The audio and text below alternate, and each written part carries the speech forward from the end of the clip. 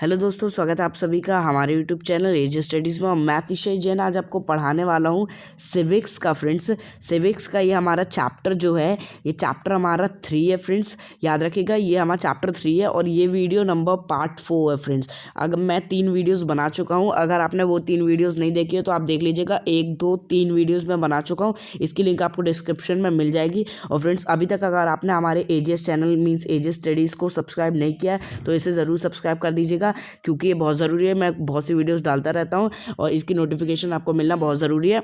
तो फ्रेंड्स, हमारे एजे studies channel को आप सब्सक्राइब ज़रूर कर दीजिएगा, ठीक है। चलिए तो हम पढ़ लेते हैं, अपना चैप्टर चालू कर देते हैं कि हमें इस चैप्टर में पढ़ना क्या है। तो 3.1 जो हमारा अब आना है तो वो हम देख लेते हैं। What makes elections in India democratic. Elections को मीन्स इंडिया में इलेक्शंस डेमोक्रेटिक होते हैं या नहीं होते, और कैसे हम किसी भी इलेक्शंस को डेमोक्रेटिक बना सकते हैं, तो ये हम देख लेते हैं, ठीक है। चलिए हम यहाँ से देख लेते हैं। We get to read a lot about unfair practices in elections. हमने बहुत सारी चीज़ें पढ़ी है। अनफेयर इलेक्शंस कभी कभी हो जाते हैं, कभी कभी धांधलेबाजी होती है, मीन्स पैसे खिला के इलेक्शंस जीते जाते हैं। तो ये सारी चीज़ें आपने सुनी होगी, न्यूज़पेपर और टेलीविज़न रिपोर्ट्स में आता है इन सारी चीज़ों के बारे में। और फ्रेंड्स, बहुत सारी रिपोर्ट्स इन चीज़ों में आती, कुछ पॉइंट्स दिए हैं तो कुछ रिपोर्ट्स इन्हीं पॉइंट्स में आती है, जैसे कि किसी गलत नाम छाप देना जिससे इलेक्शन वोट्स कम डलें, कोई भी गलत नाम डाल देना, और जो अच्छे लोगों के नाम होते हैं वो उस वोटर लिस्ट में ना आना। ये सारी चीज़ें आपने सुनी होगी। और जो पार्टी रूल कर रही होती है वो मिसयूज़ करती है गवर्नमेंट का, और फैसिलिटीज़ ऑफिशियल फैसिलिटीज़ का यूज़ करती है, तो ये भी आपने सुना होगा फ्रेंड्स। और एग्जीक्यूटिव जो अमीर लोग होते हैं वो अपने पैसों का यूज़ करते हैं अपने जीतने के लिए, मीन्स वोटर्स को पैसे खिलाते हैं और ये सारी चीज़ें करते हैं। वोटर्स को जैसे 2000 रुपये दे दिया वोट्स डालाने, 200 रुपये दे दिए, ऐसे फ्रेंड्स आपने सुना होगा। और जो बिग पार्टीज़ होती है वो मनी का यूज़ करती है। मनी तो बहुत ज़रूरी है भाई, मनी अगर जिसके पास है तो वो ऐसे जीत जाता है, ठीक है। पर ये गलत चीज़ है भाई। अब क्या है कि रेगिंग होती है फ्रेंड्स पोलिंग डे के दिन। आप मीन्स आपने सुना होगा कि रेगिंग होती है, और फ्रेंड्स लोगों को डरा धमकाकर वोट्स डलवाए जाते हैं, और जिस दिन वोट्स डलते हैं उस दिन रेगिंग की जाती है और डरा के उनसे वोट डलवाया जाता है अपनी पार्टी के लिए, ठीक है। अब आगे देख लेते हैं हम। Many of these reports are correct. बहुत सी रिपोर्ट्स जो हैं वो करेक्ट होती है, और जब हम इन सब चीज़ों के बारे में सुनते हैं तो हमें बहुत ही बुरा लगता है कि क्या हमारा देश चल रहा है और कैसे गलत चीज़ें हो रही हैं, कैसे पैसे खिला के ये सारी चीज़ें हो रही हैं फ्रेंड्स। व्हेन वी रीड और सच रिपोर्ट्स, जब हमें लगता है कि जब हम ये सारी रिपोर्ट्स देखते हैं, ठीक है। बट फॉर्चुनेटली हमारे देश में फ्रेंड्स ये सारी चीज़ें बहुत ही कम स्केल में होती है और जल्दी होती नहीं है, ठीक है। Defeat the very purpose of election. और फ्रेंड्स, ये सारी चीज़ें होती नहीं है, जिसे जीतना रहता है वही हमारे देश में जीतता है। तो फ्रेंड्स, ये सारी चीज़ें जल्दी होती नहीं, पर कभी कभी होती भी हैं, ठीक है। अगर आपको ये जानना है कि क्या ये सारी चीज़ें हो रही हैं कि नहीं हो रही हैं, तो आपको अपने आप से या फिर आपको कुछ क्वेश्चंस देखने होंगे। अगर ये क्वेश्चन लागू हो रहा है तो फ्रेंड्स हो रहा है, ठीक है। मीन्स आपके इलेक्शंस फेयर मैनर में हो रहे हैं।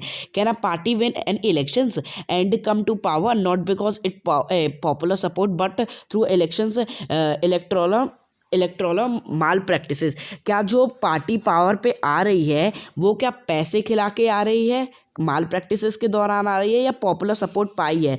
क्या पॉपुलर सपोर्ट पाई है वही आ रही है इलेक्शंस में, वही जीत रही है, कि कोई भी एरा गैरा जिसने पैसे खिलाए वो जीत रही है? तो अगर ये हो रहा है तो फ्रेंड्स आप समझ जाइएगा कि आपके जो इलेक्शन है वो फेयर मैनर में हो रहा है, अगर पॉपुलर सपोर्ट वाली पार्टी ही आ रही है सत्ता पे। Let us careful examine various accepts of these questions. और इन्हीं चीज़ों को जांच पड़ताल करने के लिए फ्रेंड्स हम लोगों ने एक इंडिपेंडेंट इलेक्शंस कमीशन बनाई है फ्रेंड्स। इंडिपेंडेंट इलेक्शंस कमीशन क्या होता है हम ये देख लेते हैं, ठीक है फ्रेंड्स। इंडिपेंडेंट इलेक्शंस कमीशन एक इलेक्शन कमीशन होता है फ्रेंड्स, जो कि डिसाइड करती है कि कैसे इलेक्शंस होंगे, कब इलेक्शन की डेट अनाउंस होगी, कुछ रूल्स बनाती है लोगों के लिए। तो ये सारी चीज़ें इलेक्शंस कमीशन करती है, ठीक है। अब हम देख लेते हैं आगे। One simple way checking whether elections fair और not is to look at who conduct the elections. अब भाई, अगर आपको जानना है कि इलेक्शंस फेयर मैनर में हो रहे हैं या नहीं हो रहे, तो हमें ये पता होना चाहिए कि आखिर इलेक्शंस को करा कौन रहा है, ठीक है।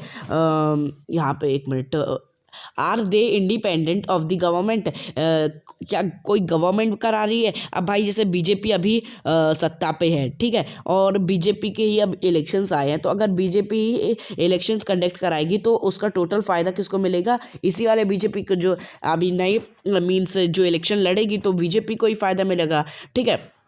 और फ्रेंड्स अगर कोई और व्यक्ति कराएगा तो वो तो फेयर मैनर पे ही कराएगा, तो ये रहता है, ठीक है। आर दे, हाँ, और कैन दी गवर्नमेंट और दी रूलिंग पार्टी इन्फ्लुएंस्ड और दी और प्रेशराइज दैम। और फ्रेंड्स क्या कोई और पार्टी मीन्स उस पर कोई गवर्नमेंट प्रेशर तो नहीं डाल रही है, कोई प्रेशर तो नहीं हो रहा है जो इलेक्शंस कंडक्ट करा रहा है? Do they have enough power, क्या उसके पास इनफ पावर है या नहीं फ्री एंड फेयर इलेक्शन कराने के लिए? और उसके पास क्या वो अपनी पावर का एक्चुअली यूज़ कर रहा है या नहीं कर पा रहा है? मीन्स उसको कोई दबाव तो नहीं डाल सकता कि भाई तुम नई इलेक्शंस मीन्स जैसा मैं कहूँगा वैसे ही कराओगे, तो उसके पास पावर है ना कि वो इलेक्शंस को अपने हिसाब से करा सकता है। The answer to all these questions is quite positive for our country. Friends इनका जो आंसर है वो पॉजिटिव ही हमारी कंट्री के लिए आया है, मीन्स ये सारी चीज़ें लागू हो रही हैं। In our country, elections are conducted by independent and very powerful elections commission, जिसे हम कहते हैं elections commission, जिसे EC भी हम कहते हैं, ठीक है। तो very powerful होती है, बहुत powerful होती है elections commission। अब हम देखते हैं इसके बारे में। It enjoys the same kind, some kinds of independence that the judiciary enjoy। Friends इसको काफ़ी इंडिपेंडेंस मिली है। इसे सिलेक्ट कौन करता है? जुडिशरी। फ्रेंड्स इसे मीन्स एक बार अगर ये बन गई, जो इलेक्शंस कमीशन डिसाइड हो गई, तो फिर इसे हटाना भी बहुत मुश्किल है और ये बहुत पावरफुल होते हैं। आगे हम देख लेते हैं द चीफ, इसके बाद यहाँ पास, हाँ, द चीफ इलेक्शंस कमीशंस, जिसे हम CEC कहते हैं फ्रेंड्स।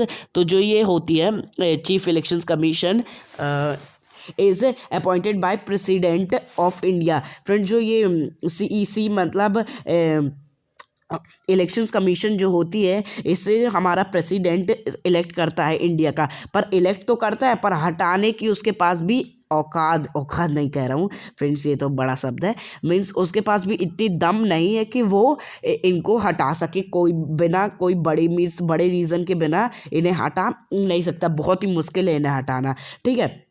बट वंस अपॉइंटेड, हाँ, the chief elections commissions is not answerable to the president और द गवर्नमेंट। और एक बार अगर ये सत्ता पे आ गई तो फिर प्रेसिडेंट या कोई गवर्नमेंट इसे हटा नहीं सकती है। Even if the ruling party of the government does not like what the commissions does.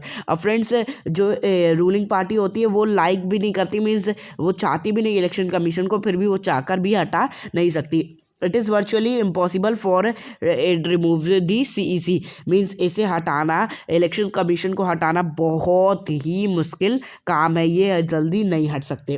Very few election commissions in the world have such wide ranging powers and election commission in India. Friends बहुत ही कम देशों में election commission को इतनी power मिली है, वरना सब देशों में इतनी पावर इलेक्शन कमीशन के पास नहीं होती। अब हम कितनी पावर्स होती है इलेक्शन कमीशन में वो हम देख लेते हैं। इलेक्शन कमीशन जो होते हैं वो सारे डिसीज़न ले सकते हैं, सारी एवरी डिसीज़न वो ले सकते हैं, और वही कंडक्ट करेंगे इलेक्शंस को, वही कंट्रोल करेंगे इलेक्शंस को, और वही अनाउंसमेंट करेंगे सारा इलेक्शंस का, और इलेक्शंस कब होंगे और कब उसका रिजल्ट होगा, मीन्स इलेक्शंस का डेट होने का और इलेक्शन का रिजल्ट से लेके हर चीज़ सारे कौन करेंगे?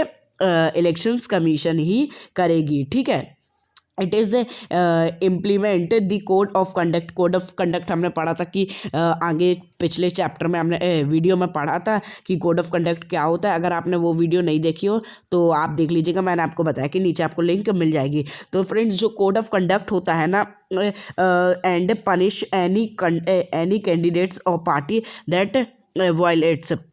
फ्रेंड्स अगर कोई भी पार्टी गलत काम करेगी तो उसे पनिश करने का अधिकार किसके पास है? उसे पनिश करने का अधिकार हमारी EC के पास है, मीन्स इसके पास हमारे पास है इसका अधिकार। ठीक है, तो फ्रेंड्स कोई भी पार्टी को अलग कर सकती है EC during the elections period.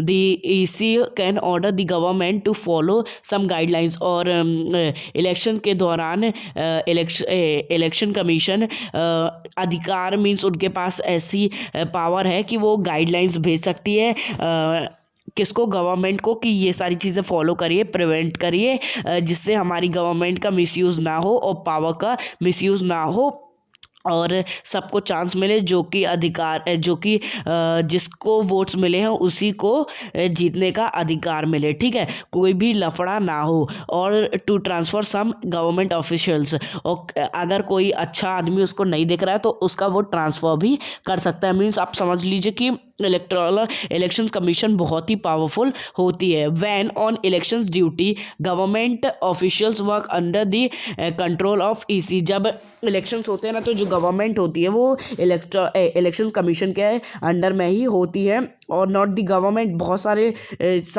हमेशा ही इलेक्शंस कमीशन के अंडर में होती है फ्रेंड्स। ठीक है, सॉरी, हाँ यहाँ से हम देख लेते हैं। इन दी लास्ट, एक मिनट, हाँ, इन दी लास्ट 25 years और so the elections commission has begun to exercise all its power and even expand them. और फ्रेंड्स 25 साल से यही सब चलता आ रहा है। इलेक्शंस कमीशन के पास बहुत पावर होती है और ये बढ़ती भी जा रही है। It is very common now for the elections commission to reprimand the government and administrations for their lapses. और इलेक्शन कमीशन के लिए इजी है गवर्नमेंट कोई भी लॉ पास करना और जो भी इलेक्शंस के चल रहे हो उसके कोई भी रूल्स को लेना, कोई भी एक्शन लेना। ठीक है, when elections officials come to the opinion the polling was not fair in some booth or even an entire constituencies, they order a repoll। Friends अगर मीन्स इलेक्शंस ऑफिसर्स इनके पास, इलेक्शंस कमीशन के पास अधिकार होता है कि ये डेट डिसाइड करेंगे किस दिन किस दिन इलेक्शंस होने हैं। और फ्रेंड्स इनको पूरे इलेक्शंस का अधिकार होता है कि कैसे इलेक्शन होंगे, कौन गवर्नमेंट मीन्स कैसे इलेक्शंस होंगे और किस दिन होंगे, ये सारी चीज़ें उनके पास अधिकार होते हैं। और अगर उनको लगा कि इलेक्शंस जो है वो सही ढंग से नहीं हो रहे हैं तो वो वापस से पूरे देश में इलेक्शंस करा सकते हैं। ठीक है, आगे हम देख लेते हैं। The ruling parties often do not like what EC does. और फ्रेंड्स जो रूलिंग पार्टी होती है ना वो इलेक्शन कमीशन को चाहती भी नहीं है पर वो कुछ नहीं कर सकती। वट दे हैव नो ओबे, पर उनको कोई हटा जल्दी नहीं सकता। This would not have happens if the EC was not independent and powerful। और ये अगर नहीं होगा फ्रेंड्स, ऐसे इलेक्शंस अच्छे से नहीं होंगे अगर EC के पास, इलेक्शन कमीशन के पास इतनी पावर ना हो फ्रेंड्स। ठीक है, तो आगे हम देख लेते हैं। इतना हमने देख लिया, यहाँ पास कुछ चार्ट दिया हो गया, ये आप देख लीजिए। अब हमारा नेक्स्ट टॉपिक आ जाता है पॉपुलर पार्टिसिपेशन। हमारी वीडियो भी 12 मिनट की होगी, ज़्यादा लंबी नहीं करनी है। चलिए हम पॉपुलर पार्टिसिपेशन देख लेते हैं। ठीक है, another way to check the qualities of the elections process is to see whether people participate in it with एंटीयूजिज्म्स।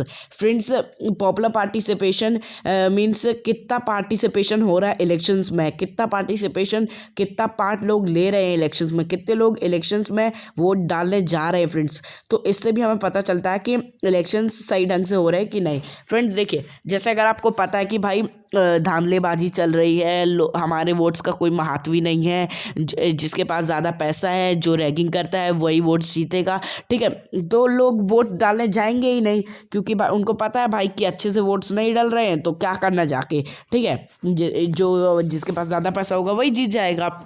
हाँ, पर ऐसा नहीं होता है, इसलिए बहुत से लोग वोट डालने जाते हैं। If the elections process is not free and fair, people will not continue to participate in the exercise. Friends अगर उनको पता होगा कि ये ढंग से नहीं हो रहा है तो लोग पार्टिसिपेट ही नहीं करेंगे। अब अगर आपको पता है कि भाई रेस में इसको ही जीतना है, यही पैसा खिलाया हुआ है, तो आप पार्टिसिपेट करोगे ही क्यों? क्या आपको पता है कि भाई इसी को जीतना है, हमको जीतना ही नहीं है, हम जीत ही नहीं सकते चाहे हम इससे बेटर करते हो, तो आप उसमें पार्टिसिपेट करोगे ही नहीं। ठीक है, now read these charts and draw some conclusions about participation in India. अब हम देखते हैं इस चार्ट को कि कैसा पार्टिसिपेशन इंडिया में हुआ है वोट्स का। तो फ्रेंड्स यहाँ पास आपको एक चार्ट दिया गया है, इस चार्ट को आप देख लीजिए।